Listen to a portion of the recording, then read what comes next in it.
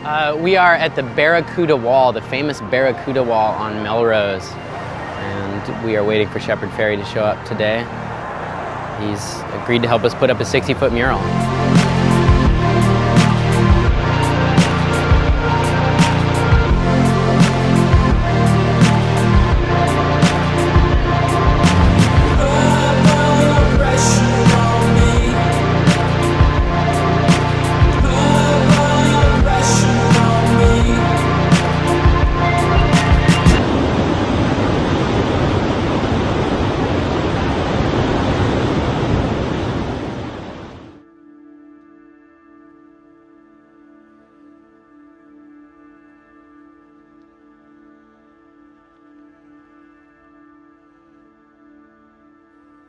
I was pretty naive when I first came here. I mean, I really had no idea what I was doing. I was doing a survey on poverty in America, and Pine Ridge was just a statistic.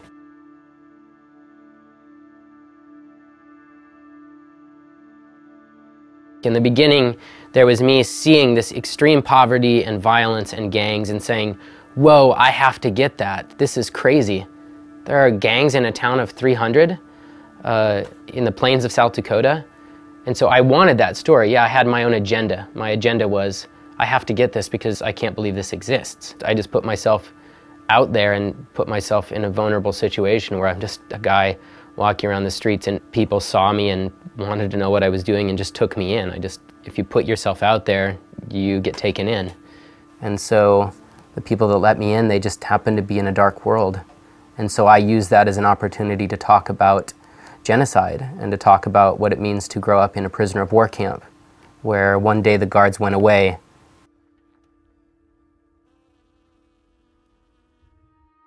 It is dark and you don't see it because you don't see behind the scenes. You're not going to see what we see behind the cameras, behind closed doors, behind what the cops can't see, behind what your cameras can't see, but only we can see. What is that? It's a lot of more violence and a lot of more bullshit, a lot of more drinking in front of our kids. I don't know, I just see the same old cycle of sin.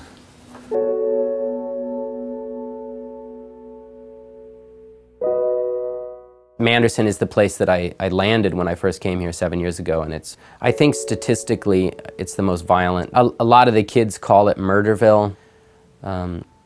And it's not always just like crazy gang violence. There's just violence in general. There are terrible, terrible car accidents and accidental deaths, and it's a place with a lot of suffering. It's a hard place to be. It's a hard place to grow up. And it's a place I continue to go back to, you know, for my work and because I care about the people that I've come in contact with there.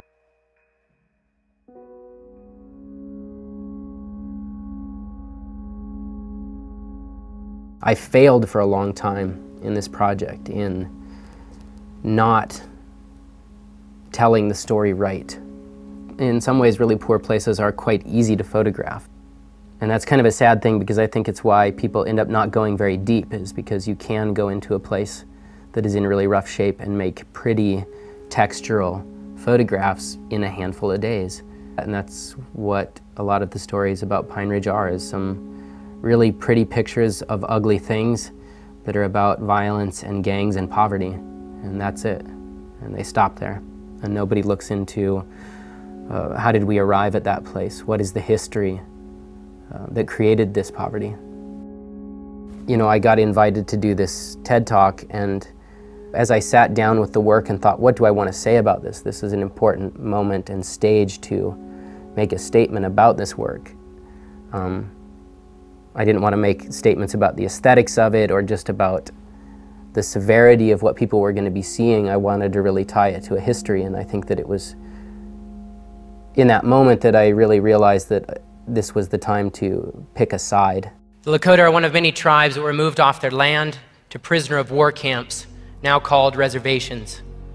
The Pine Ridge Reservation, the subject of today's slideshow, is located about 75 miles southeast of the Black Hills in South Dakota. It is sometimes referred to as prisoner of war camp number 334, and is where the Lakota now live.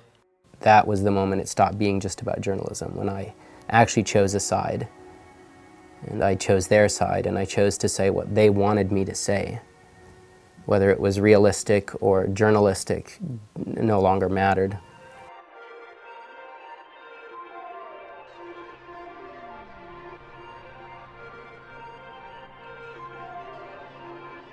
I don't think as photojournalists we're ever totally indifferent, but this was the first time where I didn't just know which side was the right side. Like, I put everything into that side. At a certain point, it wasn't just about journalism anymore.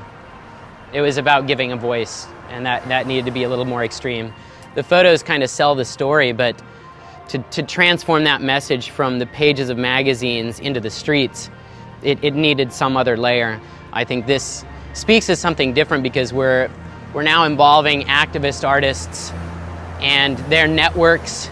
People are getting their hands dirty now, and I think when people have to actually physically get dirty and run around in the alleys at night putting these things up, it makes them care so much more. Shepard Fairey is the most prolific street artist of our time. I think just by sheer volume, Shepard Fairey has covered most of America and the world by now.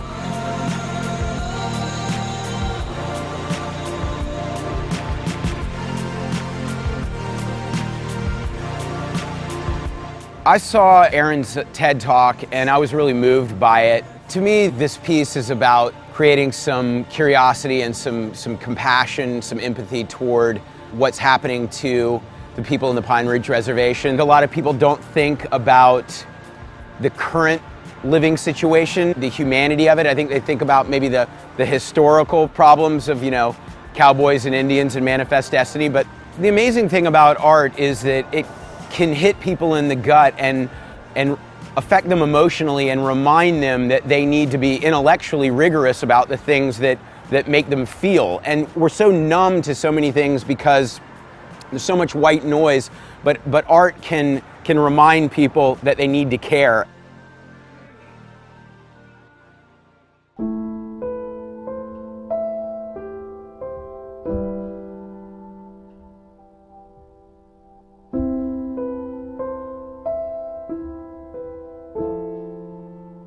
The last chapter in any successful genocide is the one in which the oppressor can remove their hands and say, "My God, what are these people doing to themselves? They're killing each other.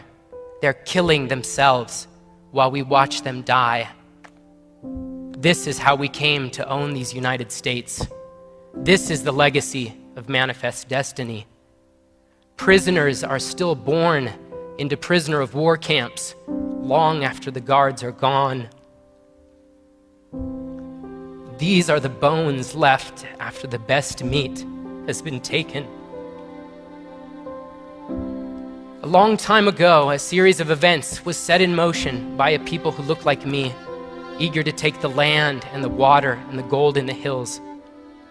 Those events led to a domino effect that has yet to end.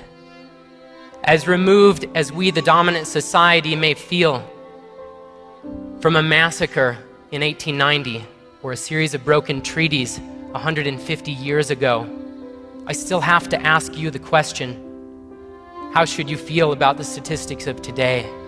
Is any of this your responsibility today? I have been told that there must be something we can do. There must be some call to action. Because for so long I've been standing on the sidelines, content to be a witness, just taking photographs. The suffering of indigenous peoples is not a simple issue to fix. So where does that leave us? Shrugging our shoulders in the dark? The call to action I offer today is this: honor the treaties. Give back the Black Hills. It's not your business what they do with them.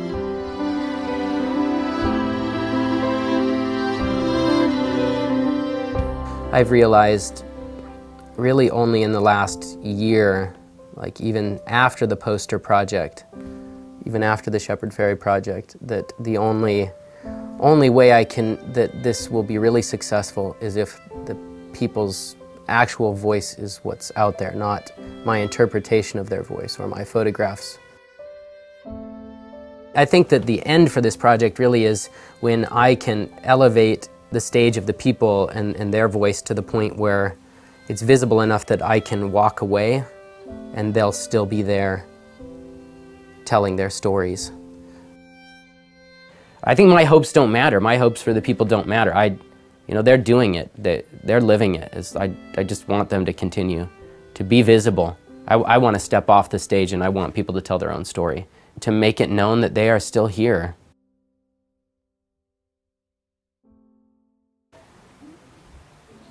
This picture is my grandma and her husband took when they went to Mount Rushmore. I think it's kind of symbolic as to how, like, a lot of white people have kind of taken over the Black Hills because they're just using it for profit and money. I mean, I think everyone just focuses on, you know, the faces. They never really focus on the trees or the beauty of it, and it's pretty sad because our people have been through a lot, and it's really depressing to think about how we think of the Black Hills as sacred because of Wind Cave where we came out of, and it seems like a big mocking of our culture because they carved our rock into some people we don't even worship. So it's just like a big joke to me. And there's been this ongoing controversy about it, about how we think we deserve our Black Hills back, but they're just going to pay us off. And it's like, well, you know, we were cheated out of the Black Hills through a treaty because we didn't know what they were talking about. And it feels like this ongoing deception, this ongoing war within ourselves and with the white people because, you know, we're the minority and this was once our home. And we're declining, and every day a little bit more of our people just kind of die away. Our culture starts to fade. And it doesn't seem very fair because we were here first.